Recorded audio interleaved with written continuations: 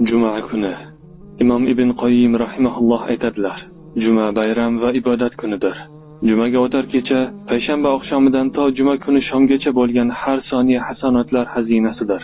Kimning qalbi shod bo'lishi, gunohlari mag'firat bo'lishi, muammolari hal bo'lib, g'amdan xalos bo'lishni istasa, o'sha fursatda Rasululloh sollallohu alayhi vasallamga salovat aytishni ko'paytirsin. Nabiy sollallohu alayhi vasallam jumaga o'tar kecha va juma kunduzi menga salovat aytishni ko'paytiringlar, chunki salovatlaringiz menga ko'rsatiladi dedilar. Kim payg'ambarimiz sollallohu alayhi vasallamga 100 ta salovat aytsa, Alloh taolo mana shu bandani 100 ta hojatini ravo qiladi. 70 tasi oxirat hojatlaridan bo'ladi, 30 tasi dunyo hojatlaridan bo'ladi.